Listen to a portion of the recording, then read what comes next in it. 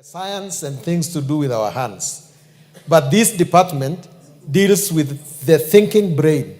And I think that it is important that the universities do not forsake the arts so that we can be able to get a group of people who will actually be able to map out the future of our country because of their thoughts. You're welcome, and I hope you find that this house is actually quite useful, but don't decide to descend to this floor because it can be murkier. Think for us as a country and show us the direction. Is it on the same issue? I also an alumni of the university. Yes, thank you, Honorable Speaker. I know majority of us are alumni of the University of Nairobi, the only university with a "they." But also as an ongoing student for the second time in the Faculty of Law, let me welcome my fellow students to Parliament and wish them all the best. And also just to encourage them, because the particular course they are undertaking is very important for the work in terms of the political space. So I welcome them very much and tell them that do not be deterred, keep the courage going on, because education is the one thing that nobody will ever take away from you. Thank you. Okay. Yes, thank you. You also went to the University of Nairobi. Thank you. Honorable Speaker, fortunately, I didn't go to the university. I went to the best university. And Honorable Speaker, I just want to say this about the supposedly University of Nairobi. That Order, Owen Bayer. You must withdraw that remark. I withdraw respectfully. It is not supposed. It is the university. Okay. But I want to say this, Honorable Speaker, we have seen trends that the people who have been at the University of Nairobi have been busy destroying the same university. This is one of the iconic symbols of not only Kenya, but also East Africa, as one of those universities that are respected. But we have seen people have been given responsibility to run that university, and instead of running it, they have been running it down. And I want to request anybody given an opportunity, chairpersons, chancellors, vice chancellors that have been given an opportunity to run universities to actually do exactly that. Otherwise, we will waste a whole generation just because of one person's personal interest in a university. So the councils that are running universities and the board of management that run university, Honorable Speaker, need to be selfless and think about the institutions that they are running, not about themselves. We saw the case of the council of university trying to destroy a very important institution in not just East Africa, but Africa, the University of Nairobi. So I want to urge those that will come after these other guys have left office to actually go there and manage. When the University of Nairobi goes down, Kenya goes down with it. The academia in this country goes down with it. And therefore, it is something that all of us, even those of us who went to some of the best universities in this country, which is actually not the University of Nairobi, need to actually support. That University of Nairobi must stay afloat. It must be properly managed so that we still retain the reference that the world has for Kenya through University of Nairobi. Thank you, Honorable Speaker. Mr. Speaker, if we were to give everyone who went to the University of Nairobi an opportunity, most of the people in this house would stand. And just by a show of hands, those who went to the university, thank you very much. Yes, I want to tell the Honorable Owen Bayer that you cannot say you went to the best university when you can't even pronounce its name. You appear to be ashamed of the very university you went to. We are sorry for you. But Mr. Speaker, on a serious note, I wanted to say that we welcome the students of the university and the staff. But it is a serious point that the University of Nairobi appears to be going down. It could well be on account of management, it could be well be on account of political interference, it could well be on any other account. Mr. Speaker, I think this is a point that the Education Committee needs to take up, because it is a very bad sign when the University of Nairobi keeps having scandals and issues on the newspapers all the time. It will cause us to, remove the prefix there before the university, and we cannot afford to do that. Thank you, Mr. Speaker. I think everybody here has something to say. Let me close with Carolo Mondi. Did you also go to the university? I was trying to remember my admission number. Right, Honorable Speaker. I attended the University of Nairobi Faculty of Law. Honorable Speaker, I also joined my colleagues in welcoming the students of the University of Nairobi.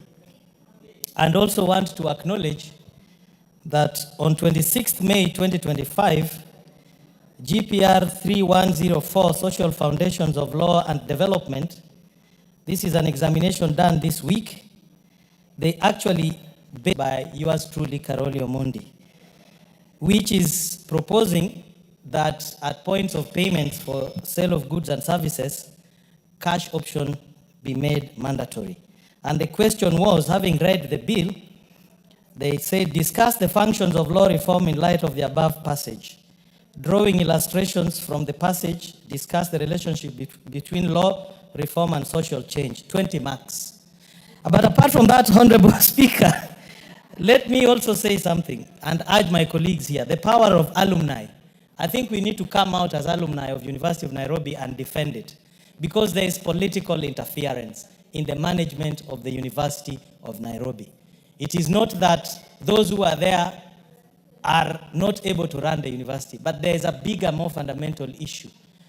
And if you look at the history of this country, when the alumni of the University of Nairobi and Makerere and Dar es Salaam were the principal public servants, the standards were very high in public service and everywhere. That is documented in studies. Today, there is a problem. There is a problem. I don't want to go further than that, That's but Honorable enough. Speaker, thanks for that. All of you who are members of the University of Nairobi alumni, If you start a movement, yours truly here will be part of it to revive our university. Oh, Wangari, you also went there? Yes. Go ahead. Thank you, Mr. Speaker. You know, I wanted to confirm that even women, myself, Honorable Mayaka, went to the University of Nairobi. And our Deputy Speaker was a teacher there. But more importantly, Mr. Speaker, the University of Nairobi stood out not as just an academic giant, but also as a serious incubator of leaders. Myself, I was the Vice Chair of SONU in 2006 in the university, Mr. Speaker, and we have seen the metamorphosis, what has happened to the leadership, to the administration, and I agree that with Honorable Karoli, we are very many here. Maybe we should start a serious caucus of the university, because to read what is going on in that university is heartbreaking, and we hope that even these students, they can revive their students' union exactly to make sure that they also push for what should happen in the university, so that it does not happen as it is like the leadership is in bed with the administration. That separation, Mr. Speaker, was very important. So I hope that we can pick it up, as you say, but and redeem the face of the University of Nairobi. Thank you, Mr. Speaker. Thank you, members. Allow me to acknowledge, apart from those the University of Nairobi students and teachers, in the Speaker's Gallery, there's Mudhembwa Secondary School from Masinga, Machakos. Students, when you are mentioned, you stand so that the House can acknowledge you. Kiunis, in the public gallery, we have Kiunis Schools at the river from Mavoko, Machakos. Kenegut Day Secondary School from Ainamoi, Kericho. A.N.M schools from Roysambu, Nairobi, Eselengei Supat girls from Kajiado, East Kajiado, and Kihoya Primary School from Kangema, Murang'a. I've been asked by the member for Kangema to welcome his school. In doing so, you can welcome all the others so that we go to other business. Okay, thank you, Mr. Speaker. I start to welcome the schools that have joined us in this parliament today. One thing I want to encourage them that this is a house that makes law for this country, and I want to assure them the best brain that we develop from their school, they can be able also to be part of this house. For Kehoya, I want to encourage them to continue doing better. That's the home for the business gurus in Nairobi. They do better in business, but also they can be able to perform even better in politics and also the economy of this country. Thank you, Mr. Speaker.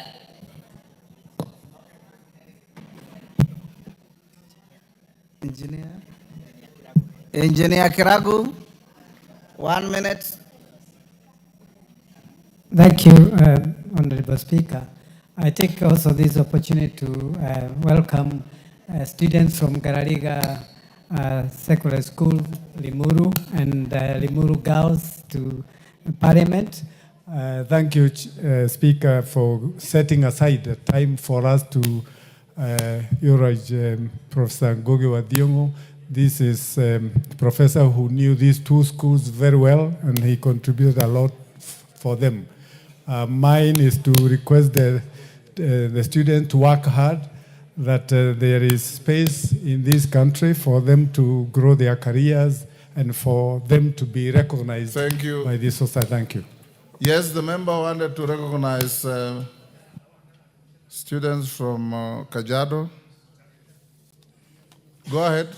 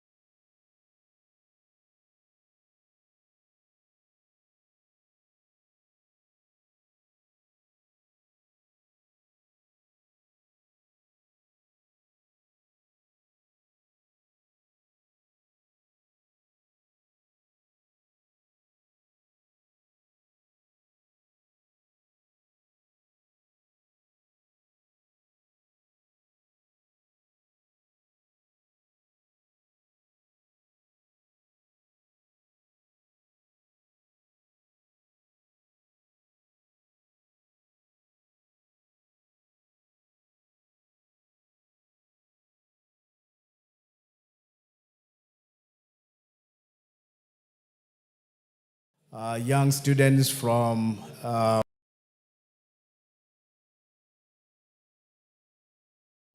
Mashuru.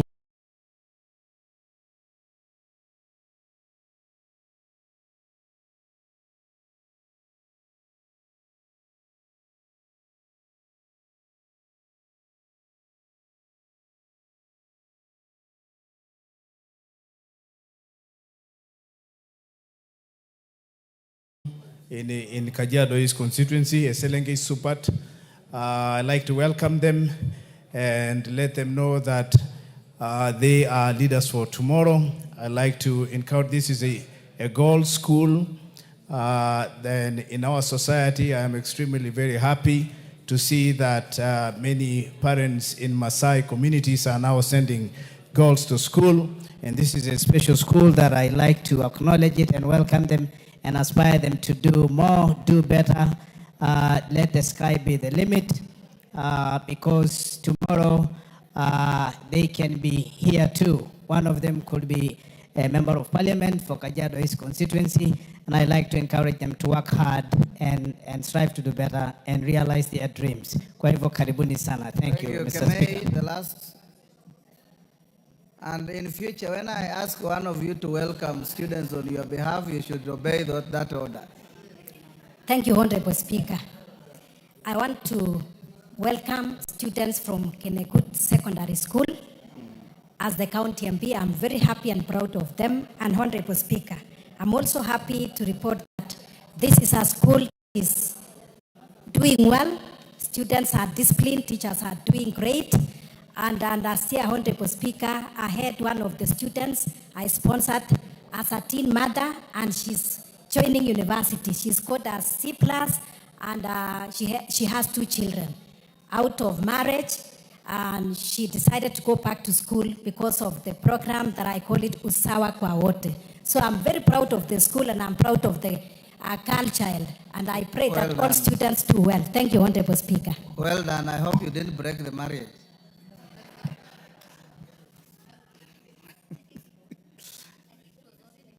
Next order. Order number 3, messages. Order number 4, petitions. Order number 5, papers. Majority Leader. Mr. Speaker, I want to thank you for this opportunity. Honorable Speaker, I beg to lay the following papers on the table of the House today, Thursday, May 29th, 2025. A, reports of the Auditor General and financial statements for the year ended 30th June 2023, and the certificates therein in respect of 1, also Olesos Training Institute, Kipsinende Training Institute, Rift Valley Training Institute, Tana River Technical and Vocational College, Bungoma North Technical and Vocational College, Bumbe Technical Training Institute, Lugari Diploma Teachers Training College, St. Augustine Teachers Training College, Eregi, St. Paul's Kiba B, Diploma Teachers Training College. And B, Honorable Speaker, reports of the Auditor General and financial statements for the year ended 30th June 2023 and 30th June 2024, and certificates therein in respect of the Masai Mara Technical and Vocational College, Naivasha Technical and Vocational College, Siala Technical Training Institute, MSOS Technical and Vocational College, Kabusi Technical and Vocational College, Sikri Technical and Vocational College, Tigania East Technical and Vocational College, and lastly, Honorable Speaker, Tharaka Technical and Vocational College. Honorable Speaker, I beg to lay. Chair, Departmental Committee on Social Protection, Alice. Thank you, Honorable Speaker. Honorable Speaker, I beg to lay the following papers on the floor of the House today, Thursday, 29th May 2025. Report of the Departmental Committee on Social Protection on its consideration of 1, the Kenya Sign Language Bill, National Assembly Bill number 1 of 2024, and 2, the Kenya Sign Language Bill, Senate Bill number 9 of 2023. Thank you, Honorable Speaker. Chair, Departmental Committee on Justice and Legal Affairs, Murugara. Thank you very much, Mr. Speaker. Mr. Speaker, I beg to lay the following papers on the table of the House today, Thursday, 29th May 2025. Reports of the Departmental Committee on Justice and Legal Affairs on its consideration of the following. Number 1, the President's Memorandum on the Conflict of Interest Bill, National Assembly Bill number 12 of 2023.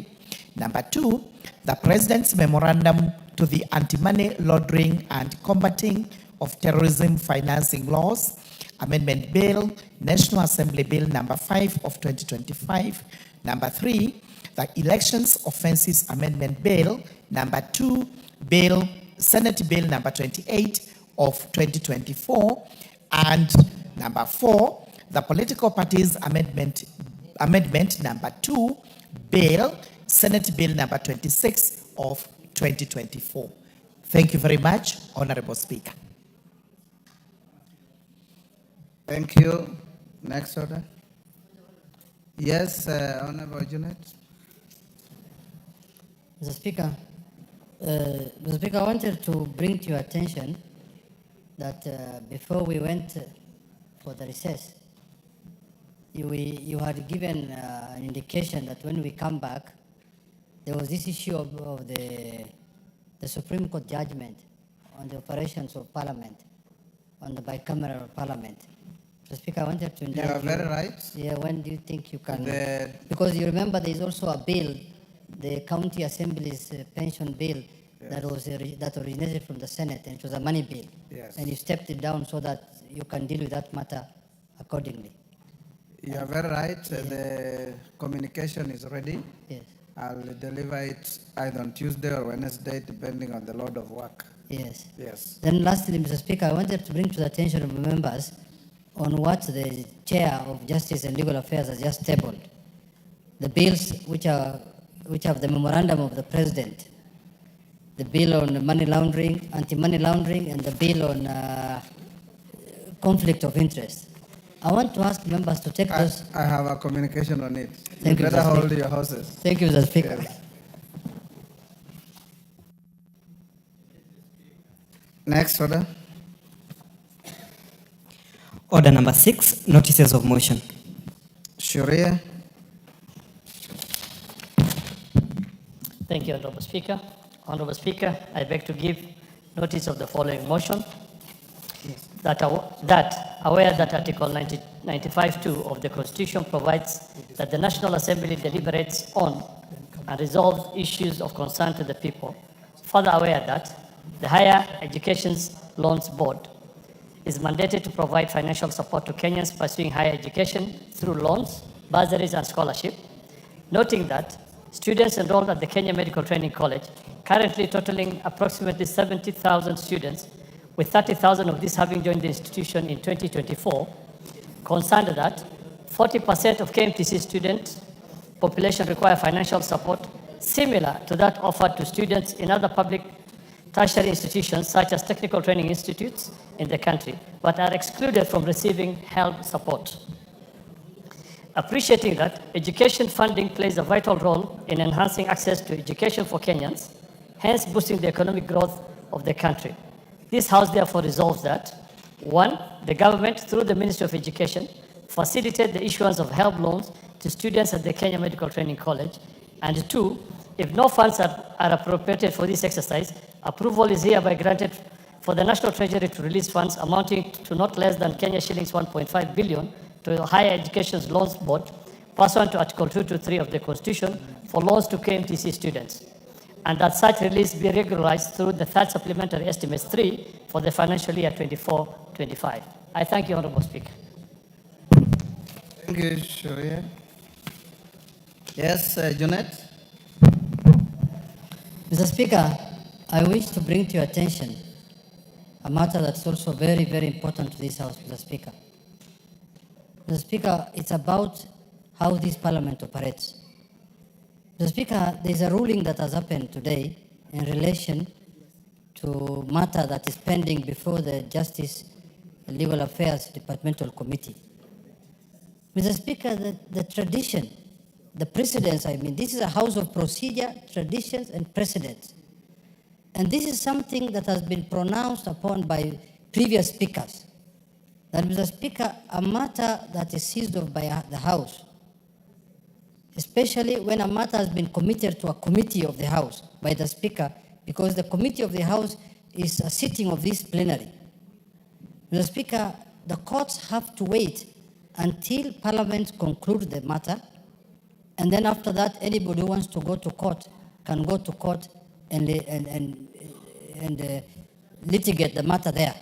But Mr. Speaker, you cannot inject the House from doing their work. You cannot inject Parliament from doing their constitutional mandate, Mr. Speaker, under Article 95 and 96. Because even us, we cannot legislate on a matter that is before a court of law. We have to wait until the court concludes it is the matter in one way or the other. Then from there is when we can legislate. Even a petition, the Deputy Speaker is saying. So, Mr. Speaker, there is something that happened a week ago. And I think in your own wisdom, you are lenient a bit because I think you wanted some decorum as a head of one arm of government. But Mr. Speaker, the Parliament will not take it anymore, going forward, lying down. Because if a bill is presented in Parliament and the bill goes through the first reading on the floor of the House and committed to a committee, anybody who has a problem with that bill must wait for the bill to go through the second reading, third reading, it goes for assent, Then after that, go to the court and declare it unconstitutional, the whole of it, section of it, clause, any clause that you're not happy with, if the court agrees with you. But if you want to inject parliament before they do their work, then that means parliament will not be will not be able to operate in this country. So I'm happy that the judge has lifted the injunction today, but going forward, I'm giving judicial notice as a leader of this house that this house will not stop doing their work. In fact, if the ruling don't come out today, we are planning to sit tomorrow so that we can vet and finish our business. Then you can go to court and do whatever you want to do. Thank you, Mr. Speaker. Hold on. I don't want to open debate on this. What the minority leader is saying falls in sync with what the Honorable A.N.M raised yesterday on the same matter. There is a ruling or a communication in the offing on the same matter so that we give a precedent-setting direction on the matter. But for avoidance of doubt, nobody, and I repeat, nobody, has the power under any law or under our constitution to injunct Parliament from doing its work. Parliament is a constitutional body enjoined with authority to discharge constitutional functions. And once a matter is before Parliament and it is under consideration, whether it's in committee or in the plenary, the committees mirror the plenary.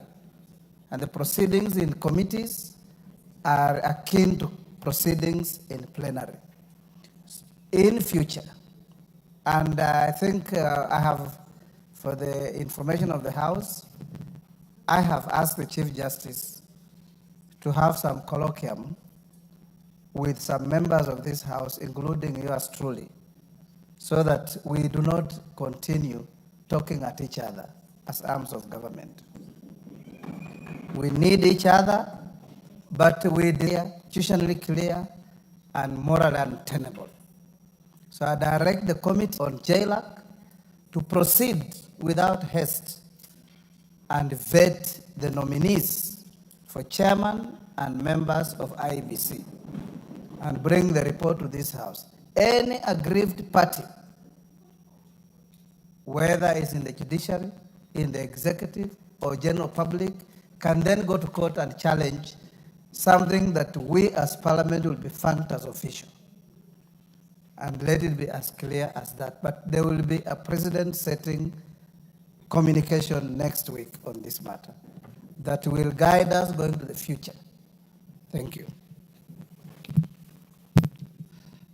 Honorable members, I want us to reorganize the order paper as follows. We'll skip order number 7 for now. We'll skip order number 8 for now. We'll go to order number 9, and the reasons majority, minority leaders, and members of House business, you are aware. So I'll give you communication and direction on how to proceed with order number 9. Then thereafter you go to committee, and after committee, then we come back to statements and go to conclude order number 8 and carry on with the rest of the order. So call out order number 9. Order number 9, Committee of the Whole House. Before we go to the committee, honorable members, take your seats. Dan Wanyama, take your seats. Honorable members, I have a communication on the consideration of the President's reservation on the Conflict of Interest Bill 2023 and the Anti-Money Laundering and Combating of Terrorism Financing Laws Amendment Bill 2025.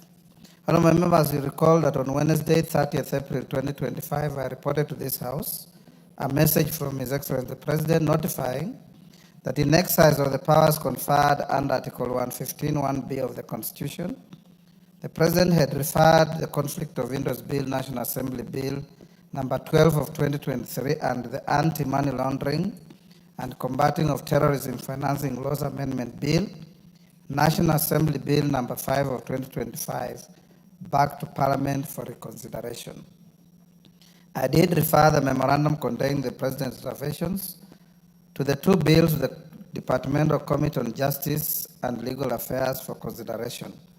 I also advised that the consideration of the President's reservations to the bills by the committee and indeed the whole House shall, insofar as necessary, be guided by the Speaker's communication of 28th July 2015 on the consideration and scope of the President's memorandum. Honorable members, the committee has since laid on the table of this House its report on the consideration of the President's memorandum to the two bills. With respect to the Anti-Money Laundering and the Combating of Terrorism Financing Laws Amendment Bill 2025, the committee has recommended that the House concurs with the President's reservations to the bill, albeit with amendments. Article 115 of the Constitution empowers the House to propose amendments to the President's reservations, either fully accommodating them or not fully accommodating the reservations. Where proposed amendments fully accommodate the President's reservations, the amendments only require to be supported by a simple majority of the members of the National Assembly present and voting. Conversely, where such amendments do not fully accommodate the President's reservations, the amendments require to be supported by a 2/3 majority of members of the National Assembly to be carried. I have determined that the amendments proposed by the Departmental Committee on Justice and Legal Affairs to the President's reservations to the Anti-Money Laundering and Combating of Terrorism Financing Laws Amendment Bill 2025 do not fully accommodate the President's reservations. In this case, the threshold must be realized for the amendment to be carried. Otherwise, the House will be deemed to have concurred with the President's reservations to the bill. In other words, if it's called to the vote, whoever wants to carry the amendment must garner a supermajority for the amendment to be carried. 2/3 of the House, not present and voting. 2/3 of the whole House, regardless of who is here, including Honorable Kuimburi, must be counted. Honorable members, regarding the Conflict of Interest Bill 2023, I am informed that the committee recommends that the House does not concur with the President's reservations to the bill. Conversely, for the House to uphold the recommendation of the Departmental Committee on Justice and Legal Affairs that the House does not concur with the President's reservations to the Conflict of Interest Bill 2023, the House shall be required to muster the support of at least 233 members. This is in keeping with the provisions of Article 115(4) of the Constitution, which requires that such a proposal be supported by at least 2/3 of the members of the National Assembly. If this threshold is not achieved, the House will be deemed to have concurred with the President's reservations to the bill. So, Honorable Murugara, if you want your proposals to be carried, you must, in respect to the President's reservations to the two bills, has been published in the order paper for this sitting. I thank you.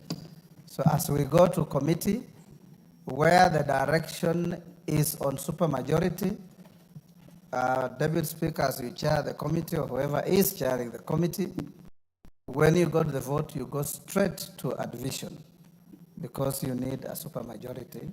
It is not a yes or a nay vote. Will you now be upstanding?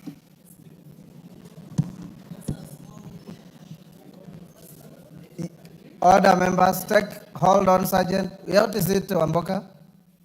Sergeant, retreat. Take your seats, members.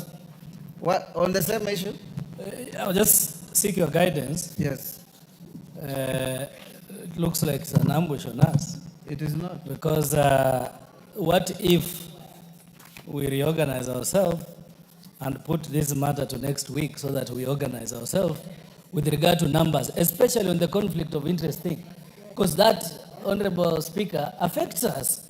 So, because you are part of this, you are MP number 1, I would beseech you that we were not prepared for this. You stepped down this, and I'm telling you we will hit 100% next week. Order, Wamboka. As members of this On house. standing order number 30. Order, as members of this house, you must be like the good soldier Sheikh from who was 24 hours ready for combat, anytime, anywhere. And that's what you should be. This is not an ambush, because I told you that this matter was already ruled on by previous speakers in 2015. So it's not something new. So I encourage you to go into committee, and you'll be upstanding now.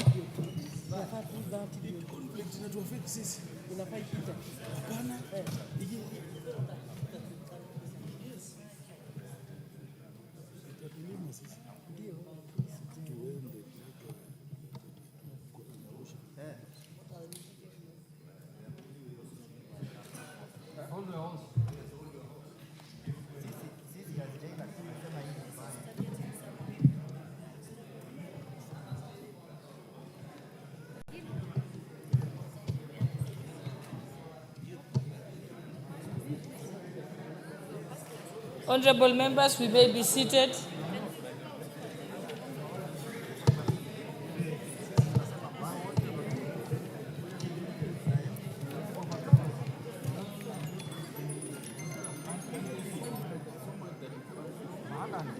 Somebody will go to court, don't worry.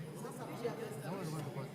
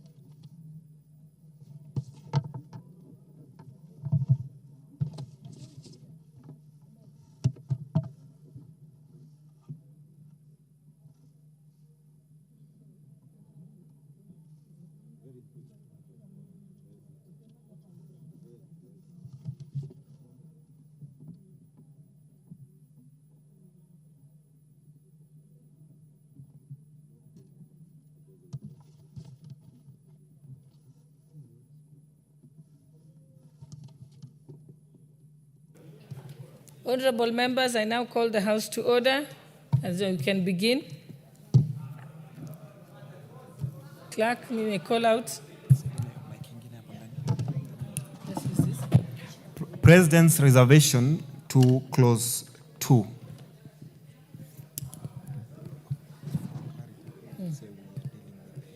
Honorable members, we are dealing with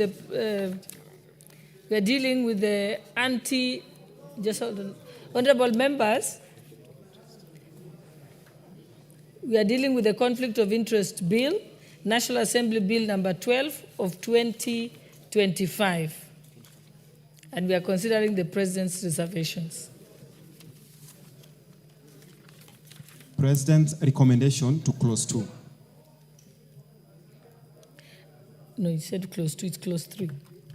It's close 2? Oh. I propose the question that the President's recommendations to close 2 be considered. Mover? Majority Leader? Thank you, Chair. I beg to move that the President's reservation in clause 2, as it is in the reservation memorandum and on the order paper, be adopted as it is. And Honorable Speaker, just to ease members' concerns, clause 2 included the definition of family and a relative. And initially the bill was very wide. If the Let him Honorable complete. He hasn't completed moving. What are you going to have a point of order about? Let him complete moving. Proceed. I was explaining to Honorable Amboka that initially the bill had a very broad definition of family and relative. And in the President's definition, that has been restricted to family to mean your spouse, dependent child, a parent, or spouse of a public officer. And relative has been restricted to mean a person who is related to a public officer by birth, marriage, adoption, or affinity. Before that, it went all the way to your great aunt, great uncle, first cousin, nephew, niece, husband, wife, grandfather, grandmother, grandson, granddaughter, father-in-law, mother-in-law, son-in-law, daughter-in-law, sister-in-law, all that. But all that now has been truncated in the President's memorandum, and therefore beg to move. Honorable members, I propose the question that clause 2 be amended as recommended by His Excellency the President. There is no debate? We proceed. Honorable members, I put the question that clause 2 be amended as recommended by His Excellency the President. Will as many as of that opinion say aye? Aye. Will as many as of those of the contrary opinion say nay? The ayes have it. No, you should say the nays. Let's get to, we have not even begun. Okay, I declare that the ayes have it. President's recommendation to clause 5. Madam Speaker, Madam Chair, honestly, you're being unfair. I propose the question that the President's recommendation to clause 5 be considered. Point of order, Madam Chair. Point of order, Madam Chair. It is within my right to make a point of order. Procedurally, not. Yeah, Honorable Speaker, maybe just for Honorable Amboka to understand that when you want to raise a point of order, we have very good gadgets here that you put your card, request the Speaker, and do that, not shouting from your seat.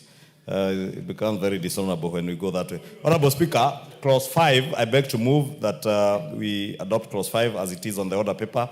Again, this relates to the administration of this act. And it's important for Honorable Amboka to listen.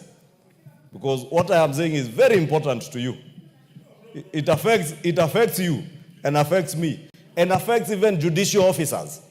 Because this clause said the act was to be administered by the Ethics and Anti-Corruption Commission, and the National Assembly and Senate had, in the mediated version, had adopted a version that would have this act being administered by the Ethics and Anti-Corruption Commission and by reporting authorities. Reporting authorities in this case would have been for you and for me, the Parliamentary Service Commission.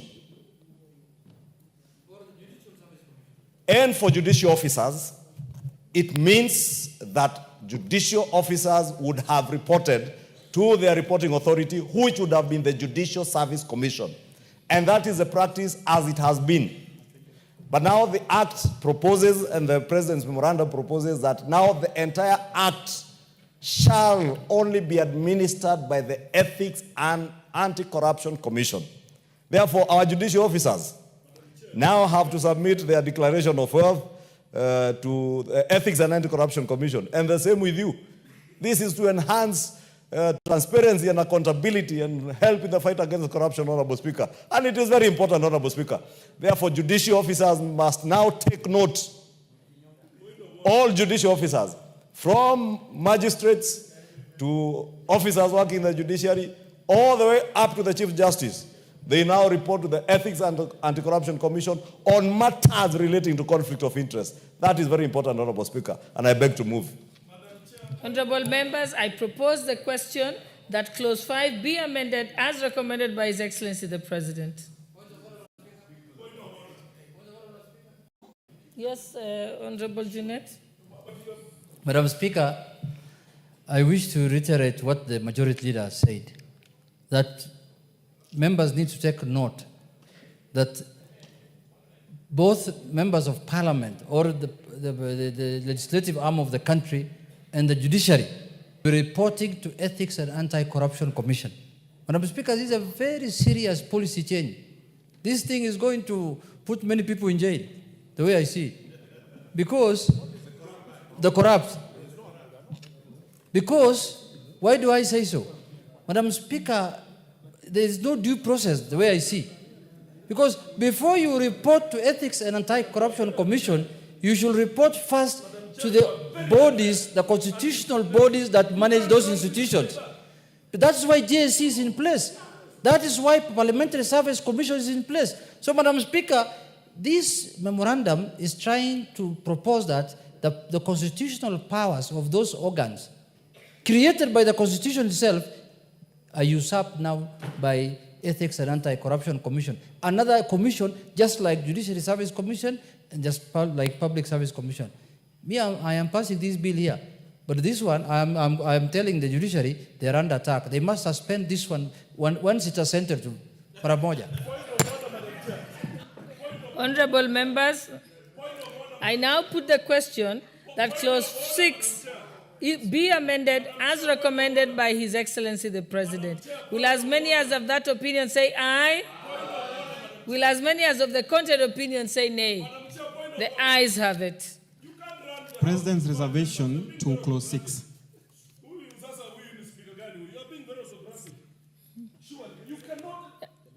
The next majority leader. Go to clause number 8. Honorable Speaker, Honorable Chair, I beg to move that clause 6 be amended for as is on the order paper. Again, Honorable Speaker, this relates to just functions of the commission, and in this reference, again, is the EACC commission. And I beg to move. Honorable members, I propose the question that clause 6 that the President's recommendations as... No, Honorable members, let me repeat that. I propose the question that the President's recommendations to clause 6 be considered.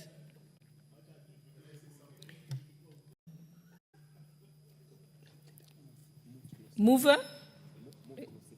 Leader, majority leader, yes? Oh, he's moved it. Okay. All right. There is no debate? Okay. Honorable members, I propose the question that clause 6 be amended as recommended by His Excellency the President. Honorable members, I now put the question that clause 6 be amended as recommended by His Excellency the President. Will as many as of that opinion say aye? Will as many as of the contrary opinion say nay? The ayes have it. President's reservation to clause 8. Honorable members, I propose the question that the President's recommendations to clause 8 be considered. Mover? Honorable Speaker, I beg to move that clause 8 be amended as it is on the order paper and as per the President's reservations. And Honorable Speaker, this relates to instances where a public officer may be construed or may be seen to be in conflict of interest. And in the mediated version, we had removed part C, which says that the public officer has a public officer will be in conflict of interest if that public officer has private interest that could conflict with the duties of the public officer in future. And Honorable Speaker, the President has reinstated that particular section, and I beg to move. Honorable members, I propose the question that clause 8 be amended as recommended by His Excellency the President. May I put the question? Okay, Honorable Murugara. Thank you.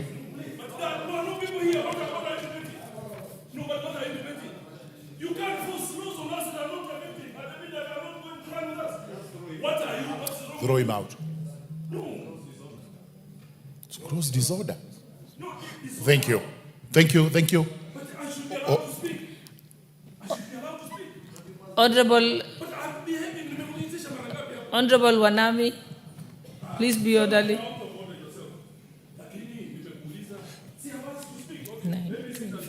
12. Yes. Honorable Speaker. Yes, Honorable Murugara.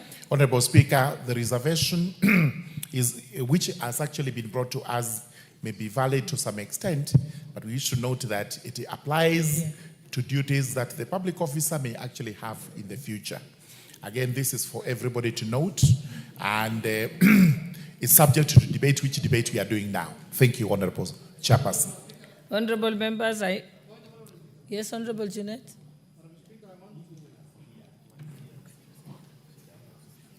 Madam Speaker, I also want to add my voice to it. Madam Speaker, I don't know how we are legislating for the future. That if someone is going to have a conflict of interest in the future, Madam Speaker, I don't think this clause has any meaning other than making things more difficult. Because if you say, if a member, and in the mediation report, it was removed. Now we are saying in the future, if somebody is going to have a conflict of interest, how will you know whether he's going to have a conflict in the future or not?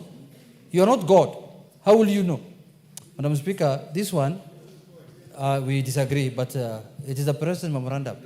So are you calling for a division?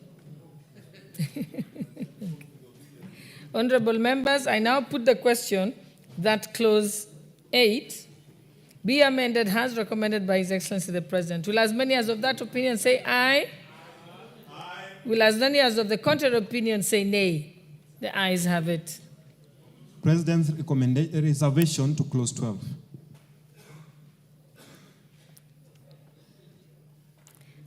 Honorable members, I propose the question that the President's recommendation be considered. Mover? Honorable Speaker, I beg to move that clause 12 be adopted as proposed by the President in his reservations and as it is on the order paper. Honorable Speaker, again, clause 12 had a proviso under clause 3, which was introduced in the mediated version, which says that despite subsection 1, no proceeding shall lie against a public officer who grants special consideration or treatment or advantage in good faith. That, again, Honorable Speaker, the President's reservation to remove that particular clause. And that, Honorable Speaker, is the issue we had raised during debate, that should you extend a favor to somebody on account of maybe age? People are queuing at the airport. There's a very elderly person, and on account of their age, a public officer allows them to jump the queue. That cannot constitute conflict of interest, whether or not they know that person. But in the President's wisdom, he thinks we should not have that, and therefore that has been deleted. I beg to move. Honorable members, I propose the question that clause 12 be amended as recommended by His Excellency the President. Honorable members, I now put the question that clause 12 be amended as recommended by the President. Will as many as of that opinion say aye? Aye. Will as many as of the contrary opinion say nay? The ayes have it. President's reservation to clause 16. Honorable members, I propose the question that the President's recommendations to clause 16 be considered. Mover? Honorable Speaker, I beg to move that clause 16 be amended as proposed by the President in his memorandum of reservations and as it is on the order paper. Again, Honorable Speaker, this relates to clause 3A. That says where a public officer has knowledge that a family member or a relative has accepted a gift or favor under subsection 1, the public officer shall within 48 hours of such knowledge, or if not on duty within 48 hours of resumption of duty, make a declaration of the acceptance giving sufficient details of the nature of the gift or favor accepted, the donor, and the circumstances under which it was accepted for purposes of assessment of potential conflict of interest. Again, Honorable Speaker, the House, in our wisdom, we had created this proviso because I may not know. For instance, Mzee Ishongwa in Kikuyu now might be receiving a goat from a neighbor. And if I do not go to my father's house today or tomorrow within 48 hours, my father is my relative. I could be construed to be in conflict of interest because my father or a relative received a gift and may be construed to be on my behalf, and I don't report it within 48 hours. But again, as I have said, and many of us, including our judicial officers, Honorable Speaker, work in places away from many of our relatives. Your relatives in the village may receive gifts and probably receive a gift when you're a judge or a magistrate. You must be very careful, especially if you're a judge, that if your grandfather in the village receives a gift from somebody who has a matter before you or a matter in court, it may be construed to be conflict of interest. And therefore, Honorable Speaker, that is what the House had sought to clarify. But again, in the wisdom of EACC and the President, they think we should bring that back. And therefore, you will be now contravening this section, and you will be committing an offense if you do not make that declaration. I beg to move. Honorable members, I propose the question that clause 16 be amended as recommended by the President. Yes, Honorable Junet. Madam Speaker, it must go on record that we oppose this memorandum. Madam Speaker, considering these two clauses, the last one that just passed and this one, you can see this bill is not a Kenyan bill, honestly, because it's an affront to all African cultures and values, saying that if your relative who is living far away from where you stay receives a bag of bananas from another person as a gift,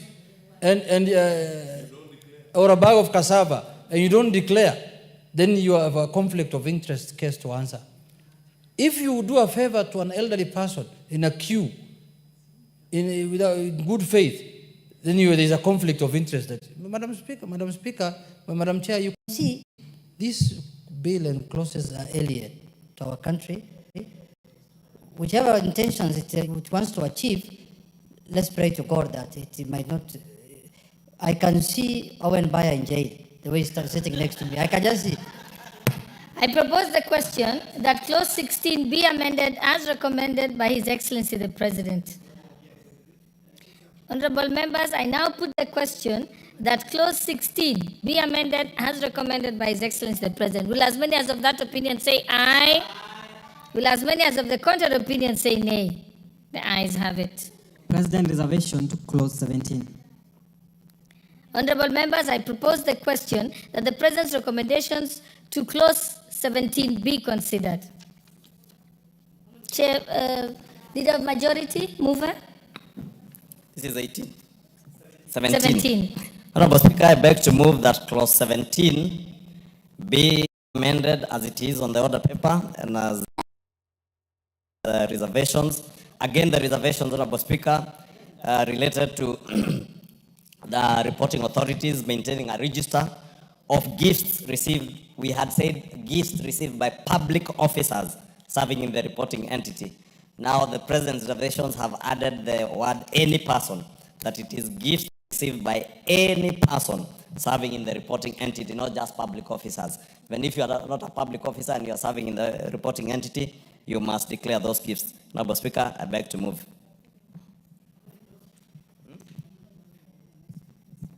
Honorable members, I propose the question that clause 17 be amended as recommended by His Excellency the President. Honorable members, I put, yes, Honorable Murugara. Yes, thank you, Madam Chairperson. It's good that we make a comment on this, and exactly that's what it says.